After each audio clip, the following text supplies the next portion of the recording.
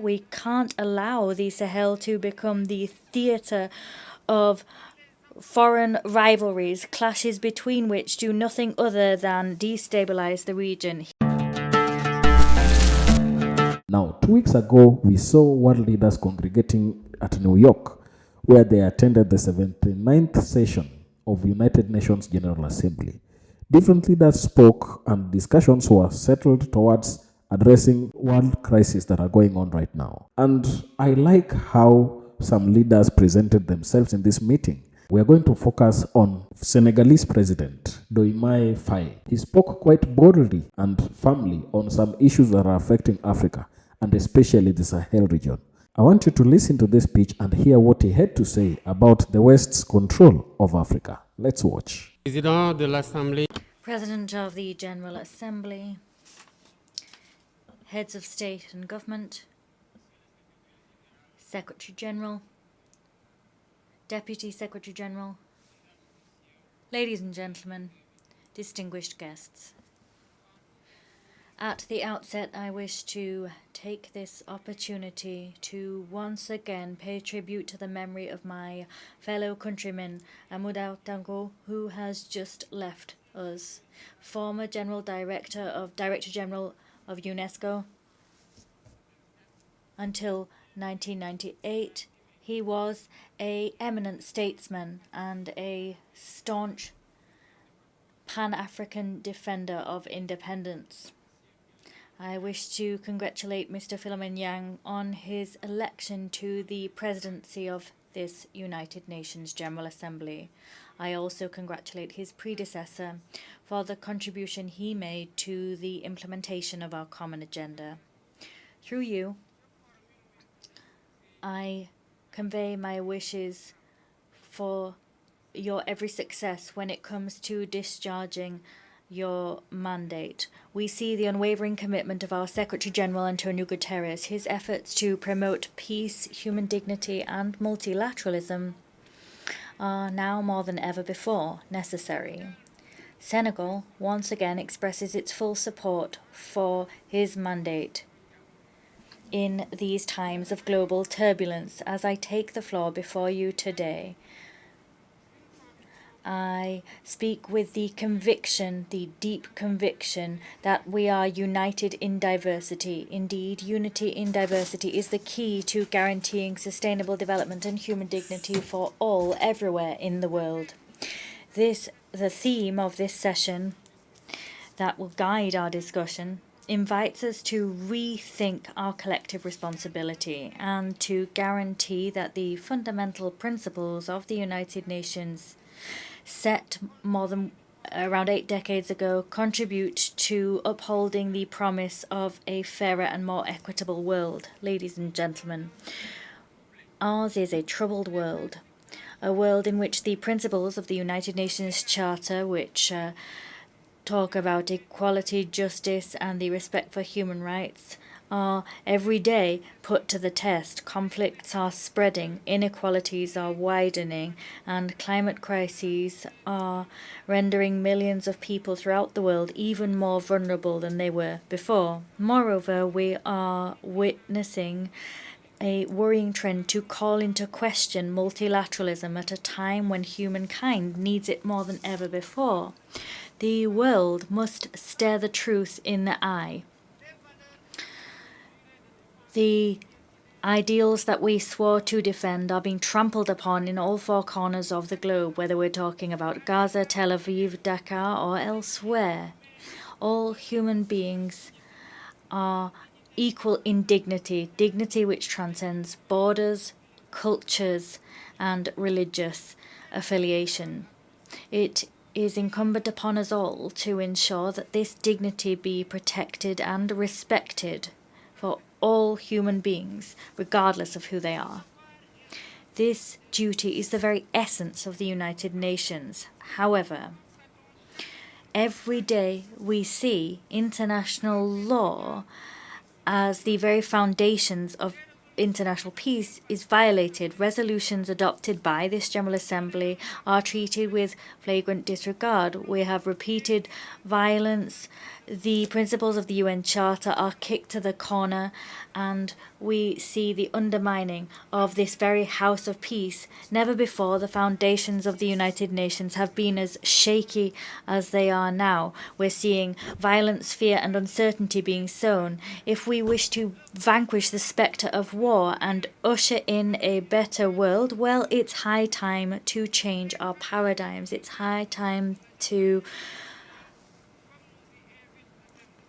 put human beings at the heart of our international agenda, as we're invited to do by the theme of this session. President, ladies and gentlemen, we no longer wish to stand idly by and watch the tragedy in the Sahel play out. Terrorist groups there are sowing terrorism. They're pillaging, they're killing innocent civilians.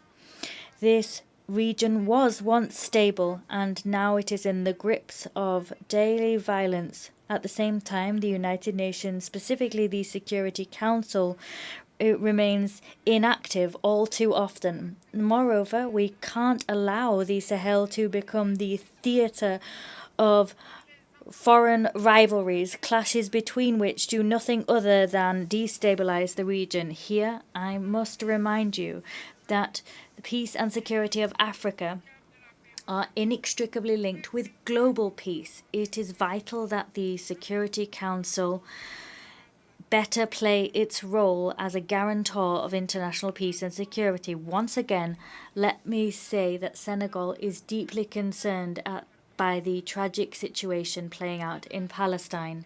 Entire generations have grown up in Palestine in the shadow of oppression. They are deprived of their fundamental right to a viable state. Senegal, as president of the chair of the Committee on the Inalienable Rights of the Palestinian People, calls for an immediate, lasting ceasefire. We reiterate our support for the two-state solution, with East Jerusalem as the capital of Palestine, in accordance with the relevant resolutions of the United Nations. This war spares no woman, no child. It does not spare vital infrastructure and is an open wound on the international conscience. It's vital that international humanitarian law be restored in all conflict zones. It's vital that the United Nations fully play its role as mediator and guarantor of peace. Ladies and gentlemen, peace is not simply the absence of war. Peace is also every human being having the possibility of living in dignity, the possibility to feed themselves, have accommodation, get an education, and to receive healthcare. And yet, today, more than 750 million people are going hungry, and 1 million every day live in abject poverty. These figures are drawing the world ever further away from achieving the SDGs set for 2030. We can no longer allow mechanisms for global governance continue to reproduce these inequalities. It's high time to do away with a dog-eat-dog world and to build a new global contract based on solidarity and cooperation. This social contract must include major reforms to address political, economic, and the environmental challenges of our age. Firstly, it's vital that we safeguard and strengthen multilateralism as the unique framework within which we can achieve and protect international peace and security. Doing that involves an urgent reform of global institutions, namely the Security Council, the IMF, the World Bank, so that these institutions become more inclusive and reflect the economic and geopolitical realities of our time. The African continent in particular must have a more meaningful place in these decision-making bodies. Secondly, it's high time to repair the economic injustices which hinder the development of many countries in the global south: illegal trade, tax evasion, illicit financial flows, and abusive tax systems harm developing countries, namely in Africa. These injustices must be corrected in order to allow all countries to fully participate in global trade and to benefit from economic growth. Third, it is vital that we resolutely work to tackle climate change. We must do that by respecting the principle of common but differentiated responsibility. The industrialized country historically responsible for mass greenhouse gas emissions must step up their efforts to finance a just and equitable energy transition which does not penalize developing nations. We must, as an absolute imperative, protect our planet without sacrificing the rights of the most vulnerable nations to continue their development. Fourthly, we must thwart any attempts to impose unilateral ways of existing and civilizational models. Since its independence, Senegal has staunchly defended the equal dignity of cultures and civilizations. This diversity must continue to be the cornerstone of the peaceful coexistence between peoples.